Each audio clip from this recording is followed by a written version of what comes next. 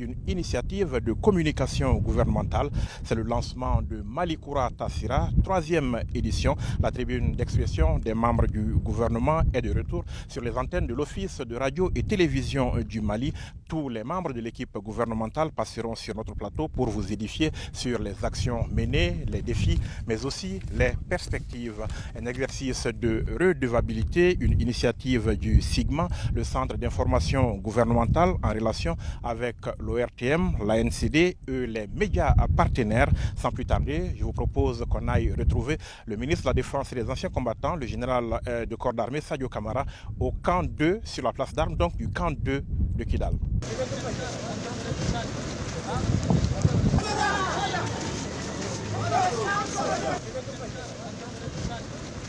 Monsieur le ministre, bonsoir. Bonsoir. Merci de nous accueillir donc ici à Kidal et avec moi pour vous interroger Sékou Tangara de Africable Télévision. Bonsoir Sékou. Bonsoir Yaya, bonsoir Monsieur le ministre. Et pour commencer, chers téléspectateurs, nous vous invitons à suivre un condensé des activités menées par le département. C'est dans ce reportage signé Bourama Traoré. L'armée malienne renaît de ses cendres et reconquiert son statut historique de force aguerrie et combative au seul service de la défense du pays. C'est désormais une nouvelle image plus rassurante que la sentinelle de la paix sociale renvoie au peuple malien. Un chef d'orchestre de ce renouveau des forces armées maliennes, non moins président de la transition, le général d'armée Assimi Goïta.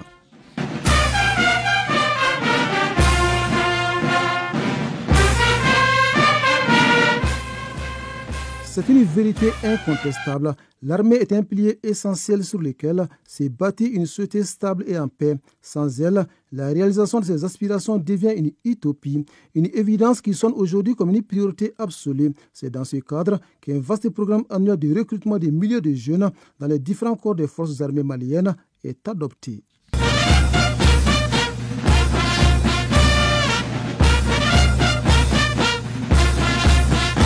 Recrutement et formation font certainement bon ménage dans un contexte de refondation de notre outil de défense, de la modernisation et du développement des établissements de formation militaire aux formations spécialisées en passant par les formations en droit international humanitaire. Les acquis sont importants. Dans les airs, l'armée malienne règne désormais en maître absolu. Il y a quelques mois, le ciel national était orphelin des vecteurs aériens dignes de ce nom pour la reconquête de la souveraineté territoriale. L'acquisition de ces avions de pointe permet aujourd'hui aux forces armées maliennes de mener ce combat avec sérénité. Au sol également, la mobilité est devenue très facile pour les forces armées maliennes grâce à ces nouvelles acquisitions. Des véhicules tactiques de combat, d'engins blindés, des camions logistiques ou encore d'ambulances permettent aux FAMA de répondre aux impératifs opérationnels sur les théâtres.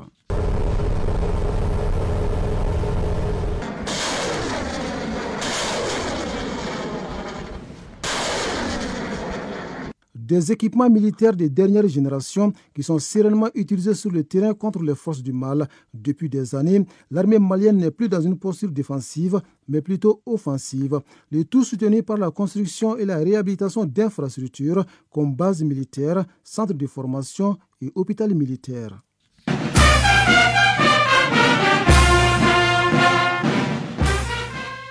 La chasse aux ennemis de la paix est donc lancée à travers des opérations militaires, avec à la clé le démantèlement de plusieurs bases terroristes et la saisie d'engins et de matériel.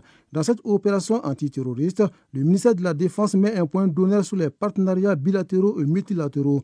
La coopération avec les forces étrangères, notamment la force conjointe de l'AES, en est la parfaite illustration.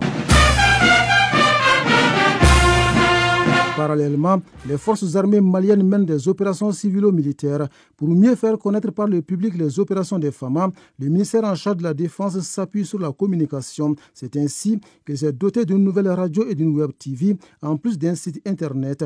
Car il est désormais clair, dans un contexte d'insécurité et de lutte contre le terrorisme, vouloir toujours compter sur les autres est un choix très risqué.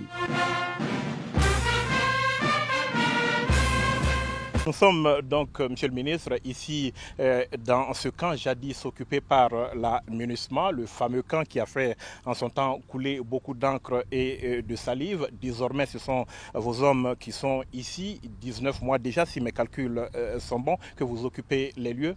Comment se présente aujourd'hui la situation sécuritaire à Kidal?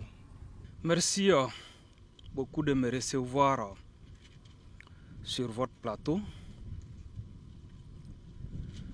Permettez-moi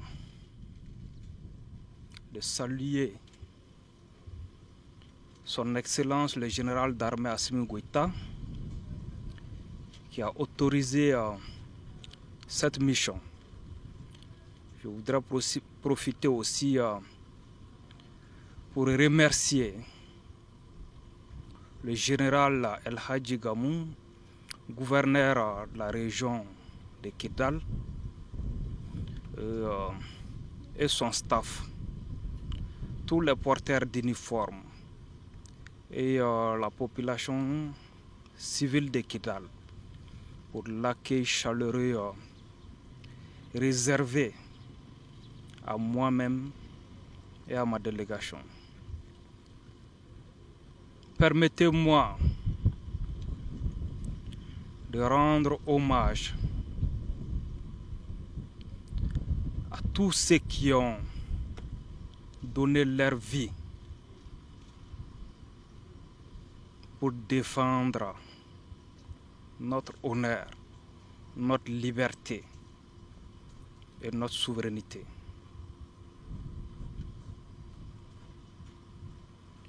Aujourd'hui, c'est un sentiment de fierté qui m'anime.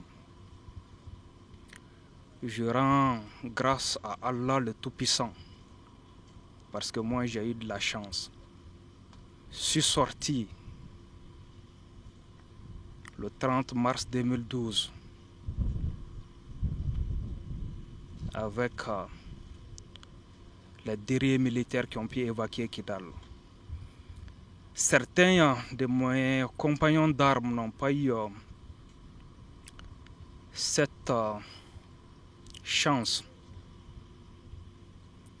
Ils reposent ici désormais. Mais leur sacrifice n'est pas vain. Leur sang versé a nourri notre détermination à combattre le terrorisme et à préserver la souveraineté du Mali. Vous conviendrez avec moi qu'en 2022 tout près, on ne pouvait même pas rêver de venir interviewer le ministre de la Défense et des anciens combattants du Mali ici à Kidal. Juste vous montrer l'importance symbolique de ce lieu.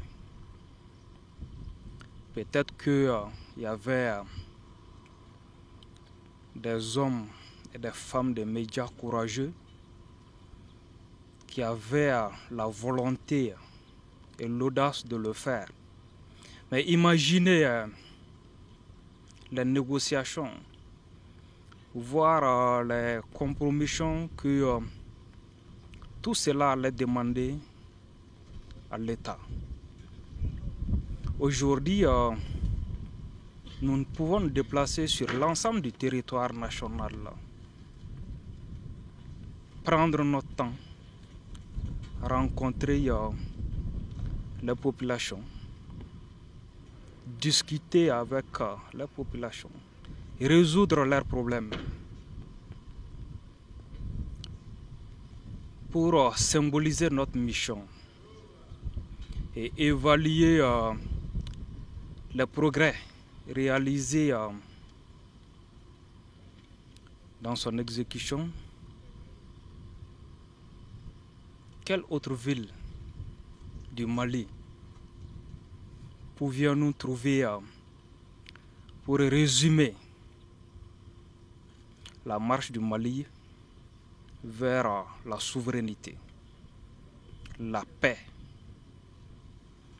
Quelle ville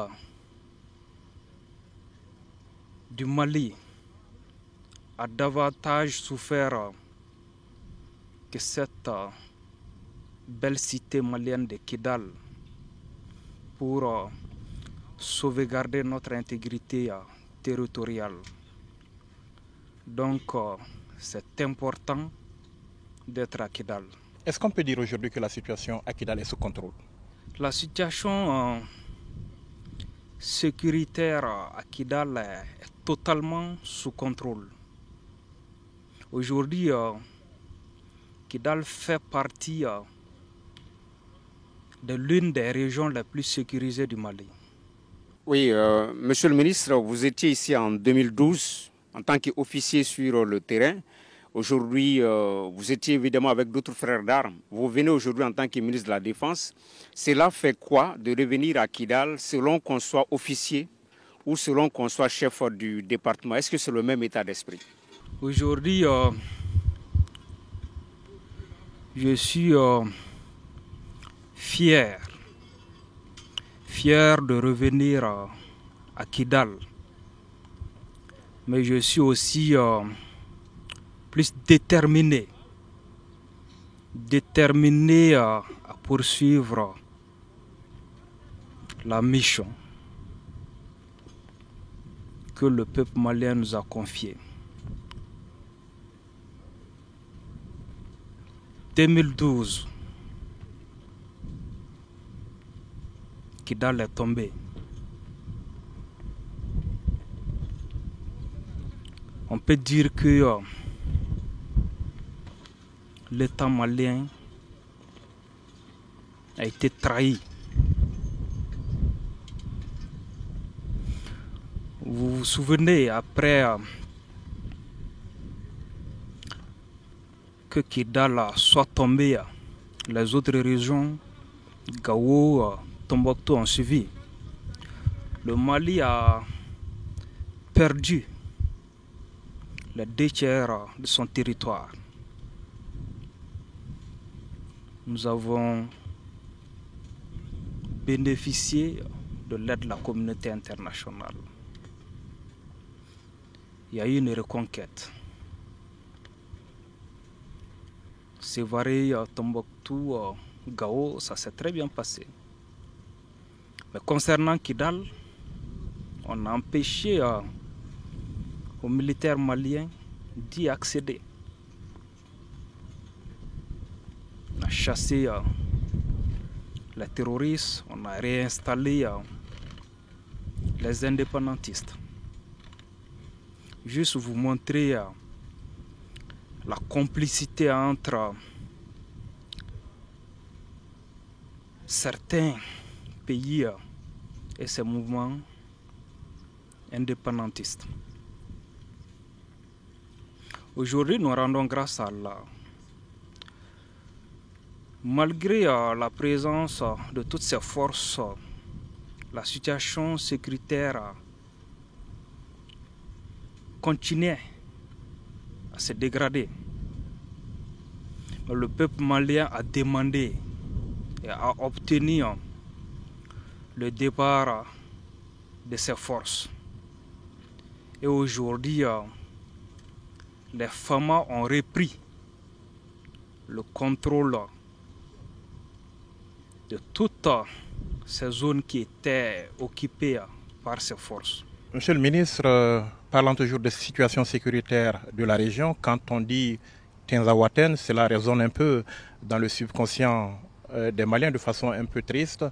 Alors c'est à 230 km d'ici, si je ne m'abuse, à vol d'oiseaux, Tinzaouaten qui cristallise un peu les tensions. Quelle est la situation aujourd'hui à ce niveau et peut-être un peu au-delà dans toute la région de Kidal? Les forces armées maliennes sont debout. Les FAMA poursuivent leur mission régalienne de sauvegarde de l'intégrité du territoire national et de protection des personnes et des biens. Les militaires maliens contrôle tout le territoire national. Quand on dit Tinzaouaten aussi, cela évoque cet incident entre guillemets survenu entre le Mali et l'Algérie, incident donc qui a ravivé les tensions entre les deux pays quand un de vos drones a donc été abattu. Comment est-ce que vous gérez cette situation? La destruction de notre drone est un acte grave.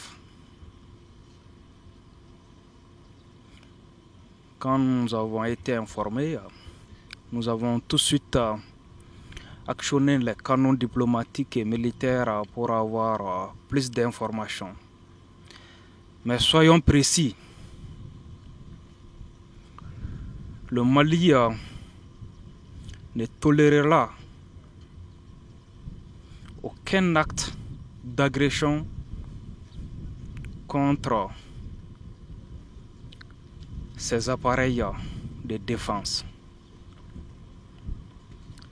Nous ne céderons à aucune intimidation, à aucune pression extérieure.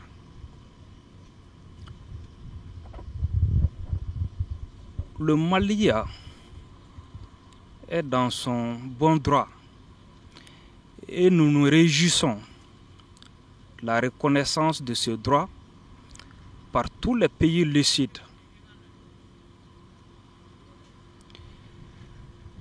Nous avons vu la solidarité de nos frères de l'AES dans ce dossier, comme dans d'autres.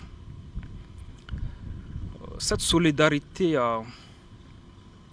montre qu'il faut être sincère dans la collaboration avec ses voisins.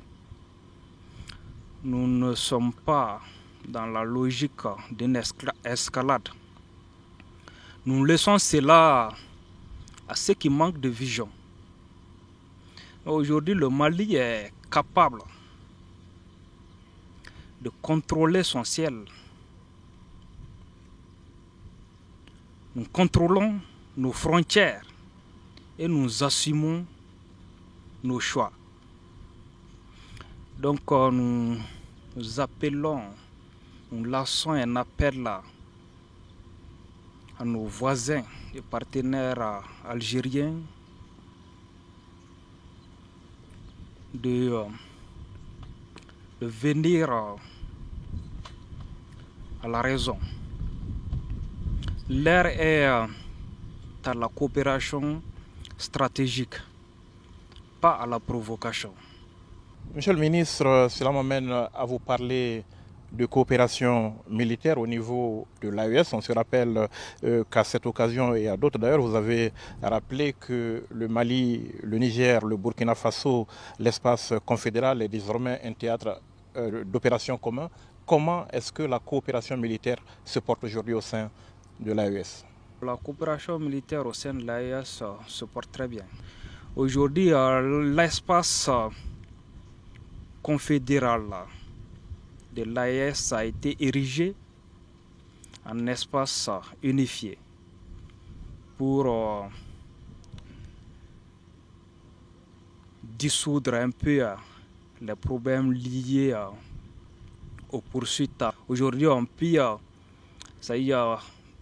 mener nos missions sans demander d'autorisation de poursuite. Et aujourd'hui, avec la mutualisation des moyens et le partage de renseignements, plusieurs opérations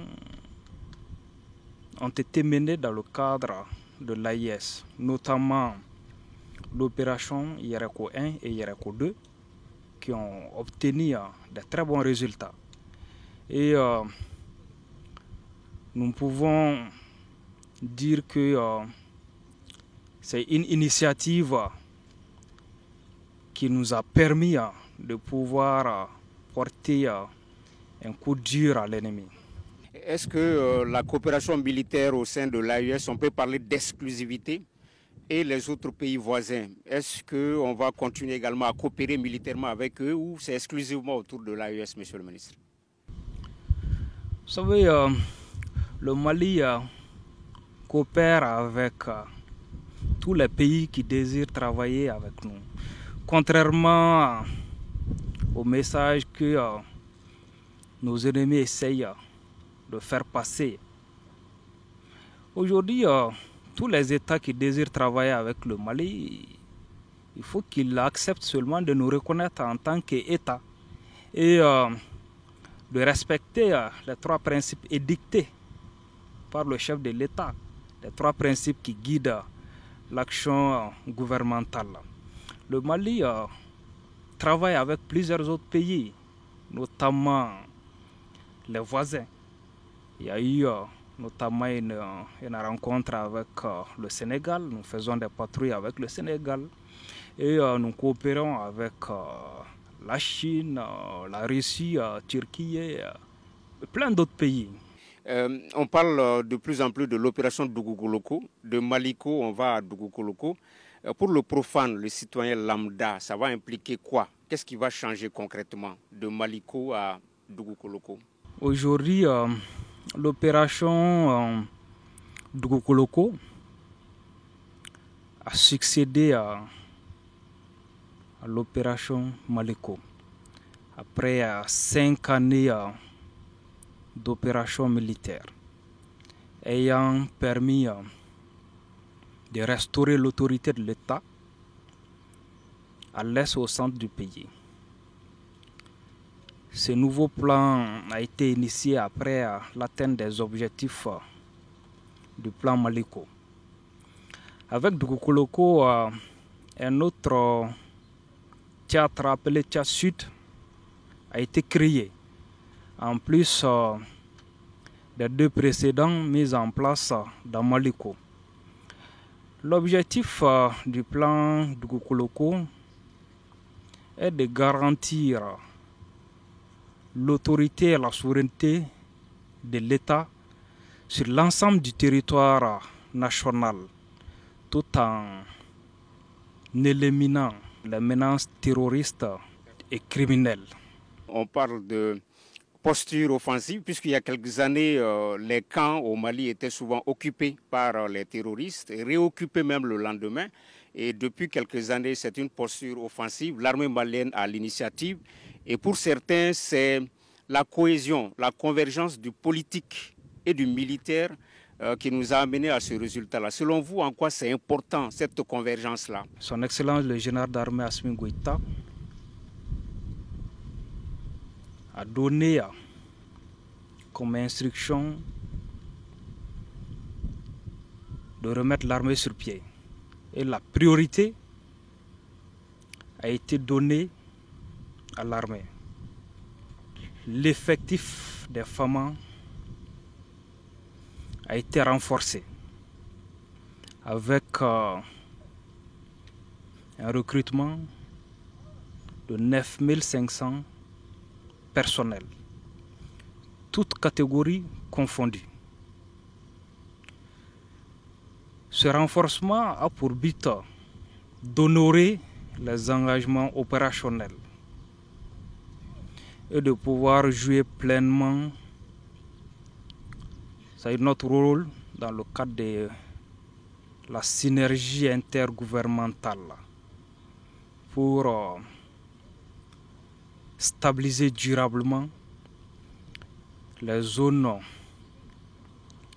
qui étaient sous contrôle des groupes armés terroristes. Ce renforcement en effectif s'est accompagné par la mise à disposition d'infrastructures modernes afin d'offrir aux hommes des conditions décentes de travail et de sécurité. Ces infrastructures rentrent aussi dans le cadre du maillage territorial. Et le renforcement en capacité s'est étendu également à l'acquisition de matériel et d'équipements ultramodernes de combat et de surveillance du territoire et Ces acquisitions s'expliquent par la nécessité d'adapter la capacité des femmes à l'évolution de la situation sécuritaire. Monsieur le ministre, les Maliens sont fiers, hein. Tous les Maliens peuvent être fiers de cette montée en puissance, mais souvent ils ont des inquiétudes quand ils voient des attaques le long des corridors, Sandaré, Sebabougou. Est-ce qu'ils ont raison d'être inquiets à ce niveau? C'est vrai, il y a une montée en puissance, les principales villes sont occupées, l'armée est présente, mais ces petites attaques-là, souvent pas loin de Bamako, est-ce qu'il y a des motifs d'inquiétude selon vous? C'est normal quand il y a des attaques que les gens s'inquiètent. Mais je peux vous rassurer, hein, la sécurité est sous contrôle. La lutte contre le terrorisme, ce n'est pas une lutte facile. Aujourd'hui, l'ennemi est presque en fin de vie. Ils essayent juste de marquer leur présence en s'attaquant aux cibles molles. Mais les femmes ont repris l'initiative. Avant, c'est nos camps qui sont attaqués. Avant, c'est nos convois qui sont attaqués. Mais aujourd'hui, c'est les femmes qui sortent pour aller rechercher l'ennemi, juste dans son dernier retranchement. Donc il n'y a vraiment pas à s'inquiéter pour ces cas isolés. Alors, les FAMA qui prennent l'initiative, les FAMA qui vont chercher l'ennemi jusque dans son dernier retranchement, mais les FAMA aussi qui sont accusés par moments de violations graves des droits de l'homme. Cas concret, Diafarabé, où l'on accuse une unité des FAMA d'avoir exécuté des civils. Il s'est passé quoi, disons, à Diafarabé, et qu'est-ce que vous répondez à ceux qui accusent l'armée d'avoir exécuté des civils? Les droits de l'homme, nous avons compris. On ne peut pas aimer le Mali plus que les Maliens. Ça, ce n'est pas possible. Nous avons connu les droits de l'homme avant eux. Nous savons les questions de droits de l'homme sont là. C'est une arme pour certaines puissances pour atteindre des objectifs politiques. En ce qui nous concerne, ces accusations ont pour but uniquement de briser l'élan des femmes, de saper le moral de nos hommes pour nous empêcher d'atteindre nos objectifs. Mais c'est peine perdue. Ces accusations nous renforcent, nous motivent à aller encore plus devant, à combattre encore avec beaucoup de courage pour le Mali, pour nos choix stratégiques, pour notre liberté, pour notre honneur et notre dignité. En ce qui concerne Diafarabé, quand nous avons eu connaissance des allégations d'exaction, immédiatement nous avons instruit au commandement militaire de se rendre sur place. Et parallèlement, nous avons instruit l'ouverture d'une enquête afin d'établir les faits et voir éventuellement si les faits sont établis, s'il y a des coupables. Ce que nous voulons dire, nous avons une armée qui protège la population. Nous ne combattons pas la population. Nous sommes une armée professionnelle où les droits de l'homme sont enseignés à tous les niveaux. Aujourd'hui, la question Peul est une question sensible.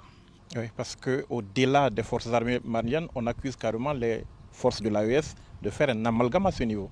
Je vais venir. Nous n'allons pas faire d'amalgame. Nous savons que tous les Peuls ne sont pas terroristes. Mais c'est une stratégie utilisée par nos ennemis pour nous diviser, pour mieux régner. Ça ne marchera pas.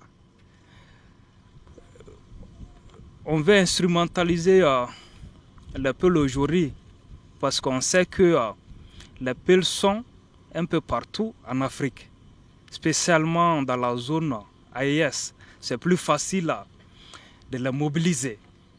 Donc on ne va pas tomber dans ce jeu. Ce que je voulais dire par là, nous devons faire attention. Il y a des gens, il y a des États qui vivent de ce problème. Des gens qui récoltent de l'argent au nom de la communauté Peul en essayant de transformer le problème. Nous ne combattons pas une communauté. Nous combattons des terroristes qui tuent, qui violent. Et toutes les communautés sont représentées dans l'armée, y compris le Peul. Encore une fois, nous ne ferons pas d'amalgame. Nous savons que tous les Peuls ne sont pas terroristes. Nous savons qu'il y a des Peuls patriotes qui sont en train de se battre pour la stabilité de ce pays.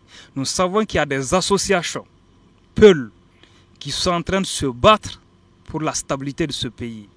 Donc nous ne ferons pas d'amalgame. Alors, l'armée qui combat, l'armée qui est accusée, ça fait quand même beaucoup de pression. Comment est-ce que vos hommes supportent tout cela? Leur moral aujourd'hui, il est à quel niveau? Le moral de nos hommes est au beau fixe. Parce que le soldat malien sait que le pays est derrière lui.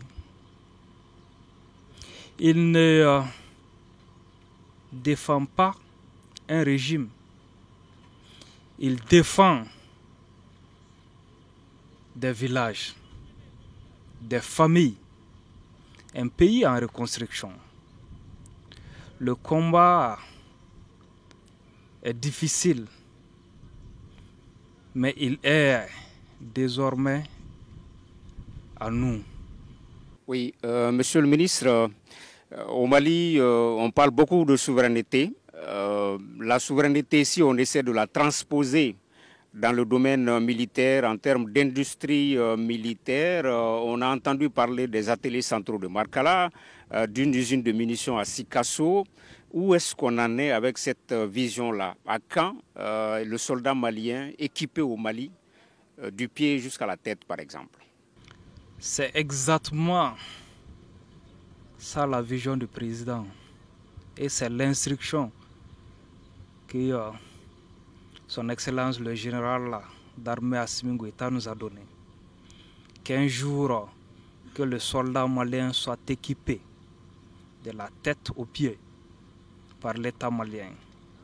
Ce n'est pas seulement une question d'image, c'est une question de souveraineté, je dirais même de dignité nationale. Le ministère de la Défense et des anciens combattants travaille à la réalisation de ce projet. Je peux même vous dire déjà que ça a commencé avec les ateliers militaires centraux de Markala. Nous faisons beaucoup de choses.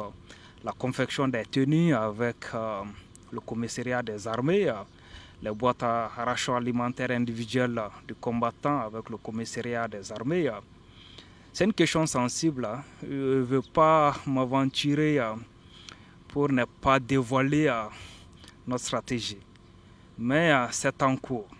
Oui, la restructuration des services de l'armée, c'est cela, c'est le renforcement de capacité également. Quelle autre vision se décline autour de ce projet-là, monsieur le ministre? Quand l'armée évolue, il faut forcément que les services, les structures évoluent aussi. C'est dans ce cadre que le ministère de la Défense et des anciens combattants a procédé à la relecture de certaines de ces structures clés, comme la direction des écoles militaires, la direction du sport militaire, l'Office national des anciens combattants militaires et retraités et victimes de guerre du Mali. La relecture des textes de ces structures permettra d'harmoniser la formation au niveau de l'armée. C'est bon d'avoir les équipements, mais il faut au moins connaître des hommes bien formés. Et ça va permettre aussi à renforcer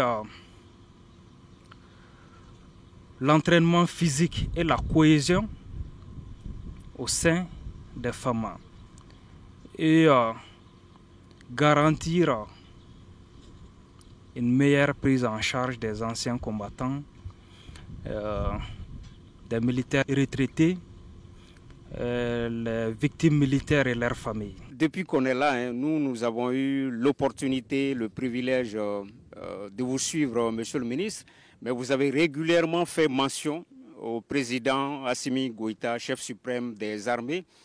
Monsieur le ministre, c'est un peu surprenant pour nous, journalistes, qui sommes à la confluence des opinions sur les réseaux sociaux où on entend certains Maliens dire que ça ne va pas trop entre le ministre de la Défense et le président de la transition. Voilà, alors que vous, régulièrement, vous avez cité le président de la transition. Qu'est-ce qu'on peut dire là-dessus au niveau de l'opinion, par exemple? Le général d'armée Assimi Goïta, c'est quelqu'un que moi je connais très bien pour avoir combattu avec lui. Tête et salette ensemble. Fait plusieurs missions ensemble. On peut tout dire, sauf qu'il n'aime pas le Mali. C'est une stratégie des ennemis du Mali pour nous diviser, pour nous opposer. Ça ne marchera pas. Nous avons compris. Je sais que la majorité des Maliens a compris. Alors, est-ce que cette atmosphère d'entente cordiale, on va la qualifier ainsi, qui existe entre vous, si j'ai bien compris ce que vous répondez à Sékou, s'étend aussi au corps d'où vous êtes issus, chacun de vous? Aujourd'hui, la cohésion au sein des porteurs des réformes n'a pas d'égal. Si vous voyez qu'aujourd'hui des résultats sont obtenus, c'est parce qu'il y a la cohésion.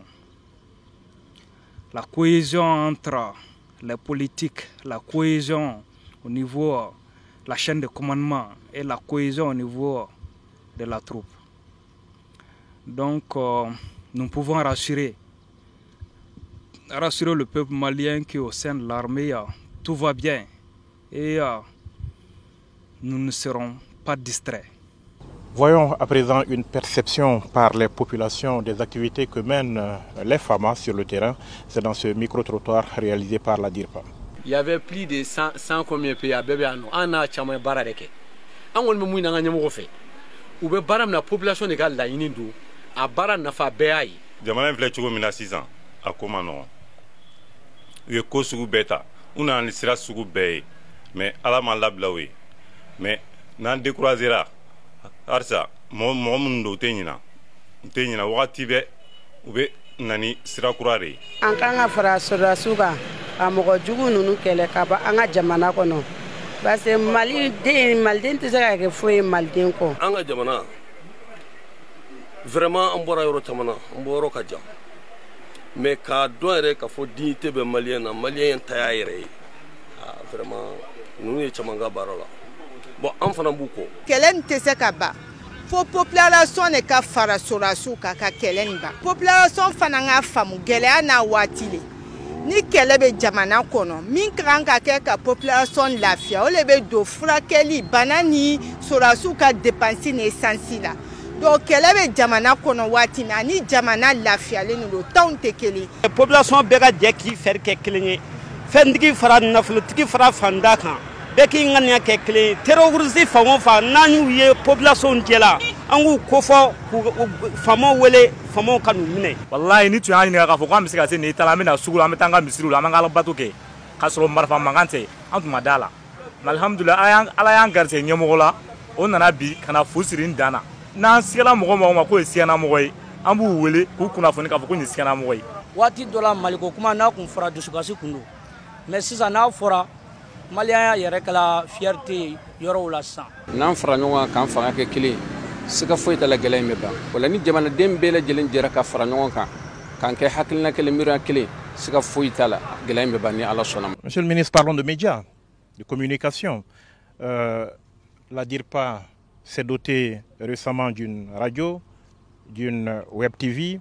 Quand l'armée se met à communiquer véritablement, cette armée qu'on qualifiait dans un passé récent de grande muette, quel rôle jouent aujourd'hui ces médias? Est-ce que les médias classiques ne vous suffisaient plus? Aujourd'hui, dans le contexte actuel, là, la communication est fondamentale dans toute stratégie. L'initiative de doter les forces armées d'une radio et d'une web TV est née de la volonté des plus hautes autorités de renforcer la lutte contre le terrorisme sous toutes ses formes et de garantir la diffusion d'informations crédibles à travers une large couverture des activités des femmes. La guerre aujourd'hui, ce n'est pas seulement avec les armes. La guerre communicationnelle est la plus dangereuse que ce que nous connaissons. Donc, permettez-moi de féliciter et de remercier les hommes et les femmes des médias qui jouent un rôle très important dans la lutte que nous menons. Alors, Monsieur le ministre, on est au terme de notre entretien. De Kidal, ici, qu'est-ce que vous avez envie de dire en quelques mots pour conclure et comme message peut-être pour la troupe et pour les Maliens en général? Mon dernier mot, c'est la confiance. La confiance en nos hommes, la confiance en notre peuple, la confiance en notre capacité de surmonter les difficultés. Le chemin est long, mais il est à nous. Tant que nous resterons ensemble, tant que nous resterons unis, aucune force ne pourra éteindre le Mali. Aucune force. En ce qui concerne la population, je les remercie de leur soutien et je leur demande encore de continuer à soutenir davantage les femmes. Tous les pays forts, tous les États forts sont adossés à des armées fortes. Je vais avoir une pensée pour nos morts. Qu'Allah le Tout-Puissant puisse les accueillir dans son paradis. Ils ne sont pas morts pour rien. Grâce à eux, aujourd'hui, le Mali est unifié. Je souhaite un prompt rétablissement à tous les blessés et je rassure les otages et les parents des otages. Nous sommes en train de travailler pour qu'ils puissent nous rejoindre, pour qu'ensemble on termine le travail que nous avons commencé ensemble. Nous vous souhaitons encore une fois beaucoup de succès, beaucoup de réussite dans cette mission pour le Mali. Et nous vous remercions, Monsieur le ministre, d'avoir répondu à nos questions. Merci beaucoup. Merci, Sékou Tangara. Merci, Yaya. Merci, mesdames, messieurs, de nous avoir suivis. Malikoura Tassira revient demain, même heure, même antenne. Vous retrouverez toujours le général de corps d'armée Sadio Kamara en langue officielle Bamanankan cette fois-ci avec Marc Koulibaly et Seydou Traoré. Excellente soirée, bonne suite de programme sur l'ORTM.